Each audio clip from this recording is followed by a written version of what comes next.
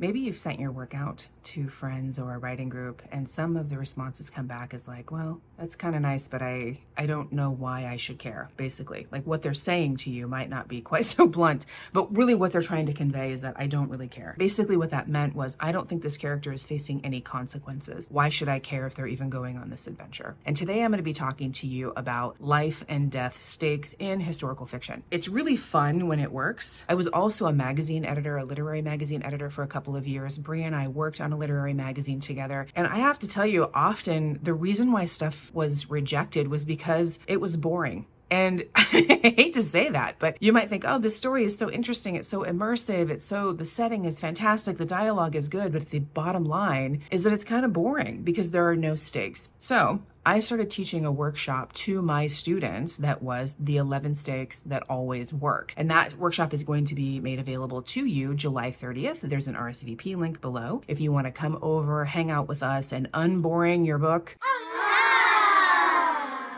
All right, so let's get into this life or death stakes in historical fiction. Now, I have a huge confession to make. As someone who writes historical fiction, as someone who reads that almost exclusively, I have to say that for the last 10 years even, I have been sick to death of World War II historical fiction.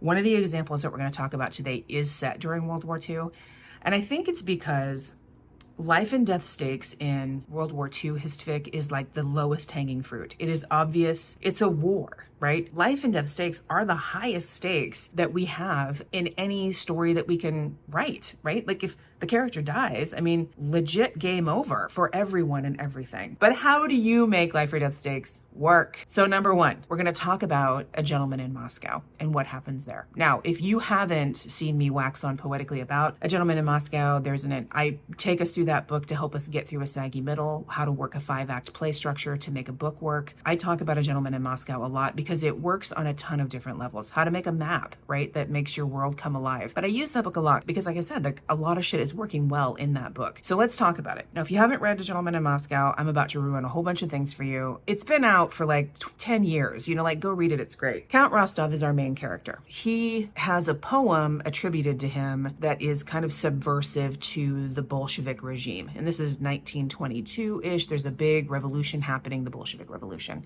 He is an aristocrat by birth. He is hauled into a tribunal in the very beginning of the book where we get the court transcript and we can see as the reader how freaking ridiculous these charges are. They're just absolutely silly. It's because they're just pissed off that there is any aristocracy. They've hit a point where they're done with the bullshit of the aristocracy, which is completely understandable. We're in that same place now, at least in the US, right? So they say, you know what, pal, you are on house arrest for writing or for having this poem, kind of craps on the on the administration and questions the authority of the administration. You are on house arrest at the Metropole Hotel, and if you step out 1 foot, like curtains to you, right? You're a dead man. So we're like, oh my gosh. And he's in his 30s, right? So we're like, oh man, he's got, 40, 50 years to live in a hotel. The thing that makes this work and what makes it believable is that immediately in the book, we are already on Count Rostov's side because we look at this court transcript and we see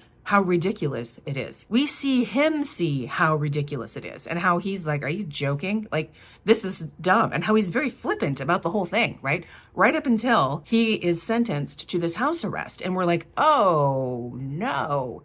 But it works because the threat is credible, regardless of why. I mean, we don't have to agree with why they put him on house arrest. We don't have to agree with why they want him dead. The thing that we have to agree with is that this regime, or this antagonist in this case, is absolutely willing to pull the trigger, and they will do it. They're not joking, right? We might think it's ridiculous, but they don't. So when you're thinking about life and death stakes, that is one way to go about making that a credible threat. And during the course of the book, that credible threat has to be tested. And what makes A Gentleman in Moscow epic is that you're trapped in this hotel. Well, there's no hospital in the hotel. There's no doctor in the hotel. There's no dentist in the hotel. There's no tailor in the hotel. There's no, you know what I mean? Like all these things that you think about, I go to a hotel, like, well, what services can you get in a hotel? What if you have to have heart surgery? You know what I mean? Like, what's he supposed to do? He's going to die, right? He's going to die or he's going to die. Like, or he has to leave that hotel for very legit reasons. And of course, those stakes get tested as the book goes on. He does have to leave that hotel. And that threat is renewed like the moment he does. So when we're thinking about stakes, they have to be ever present. They have to be realistic to the situation, whether we believe them or whether we think they should be or not. And they have to be like enforceable. So the second one we're going to talk about is The Invisible Bridge by Julia Oringer. Now, despite my ranting about World War II Hist Fic, I did choose this book because there are many different ways life and death stakes play out in this book, right? It's not just this is a spy and they're going to die doing spying things and they're going to get caught, right? Or this person is in a camp and they have all these ways of dying in the camp. We start off with a Jewish Hungarian architecture student who moves to Paris for school reasons and falls in love in Paris. And then when Paris is overrun, has to escape Paris, right? And the eventuality of being put into a camp to go back to Budapest to help his family to try to figure out what they're going to do, then to escape getting caught, and then to be in the camp, and then to survive the camp. See what I mean? Like there's a multiple different ways in which life or death stakes could have played out. It's not just stuck in this little container or this little jar. We also get in this book what it's like to be an immigrant, what it's like to live in a city that's not your city, what it's like to fall in love with somebody not from your culture, what it's like to be apart from people who you really love. So in this case, the life and death stakes, yes, it's horrible. We don't want this person to die because we see their dreams. The opposite is happening from a Gentleman in Moscow. Whereas in Gentleman in Moscow, we see the aims of the regime and how they're willing to enforce them, and we think it's ridiculous. Here, and I think this is what makes World War II Hist Fic work, right, in life and death stakes, is that we are clearly on the character side. We see their dreams, their life that's worth living, a life we want them to go live, right? So in this case, this person cheating, death, and living, we also get to see this person thrive on the other side. So that leads us into when life and death stakes don't work, or they don't make sense, or they're not satisfying in the end. So let's go there. So the reason why life and death stakes don't work, and really the reason why most stakes don't work, is because the world that you've created or the world that your characters live in don't support those stakes. The apparatus for that to be true, or the societal rules and expectations, the environment, the situation does not support that type of stakes, right? So I often use this idea of like loss of financial freedom is some bandits coming and robbing a nunnery. Well, there's nothing to rob in a nunnery other than your virtue, right? And your safety, and to betray women's bodies and to create violence against them, right? Those are stakes, right? Those are the stakes in that situation. Not the we're going to rob you blind and now you're going to be poor as church mice. Well, they already are. You know what I mean? So the whole thing has to support it. So like in A Gentleman in Moscow, we have to believe that the Bolshevik regime will pull the trigger, and they will. We have to believe in World War II that the Nazi regime will pull the trigger, and they did, and they would, and they will, right? So like these are things that we know, whether we agree with it or not, that world has to support it. And when it doesn't support the stakes that you're putting into your book, it becomes like, right. You know what I mean? Like, sure, like I don't believe that this is happening. If you believe in your mind that it's happening, that's a world building issue. That's not a stakes issue, right? So we have to figure out the way that the world can support those kind of stakes. The other reason why life or death stakes don't work is when or if that character dies and it fundamentally does not alter the rest of the story.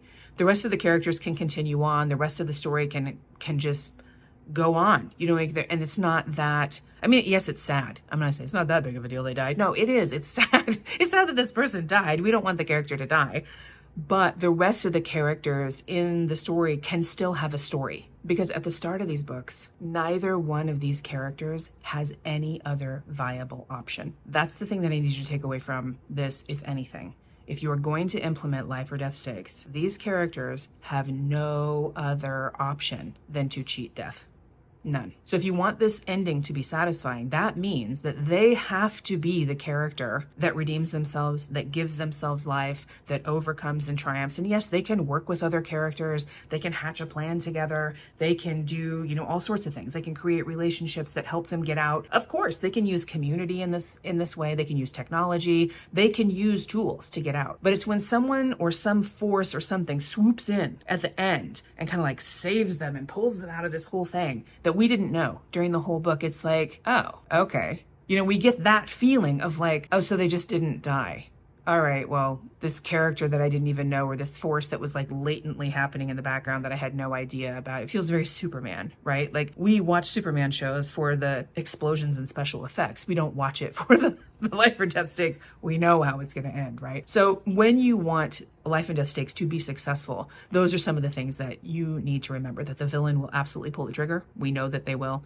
That none of the other characters' lives or the story can continue if they die, and that they have to be the one to pull themselves out. And there is no other viable course of action that they can take in this book that pulls them away from a life or death situation. Like, this is the situation, and they have to cheat death, or they have to escape death at every turn. I hope that helps. If you want to learn more about those 11 stakes, again, RSVP in the box below. You can check out this entire article on Substack if you want to read more in depth and watch the video again over there. And I hope to see you at our workshop. Thanks.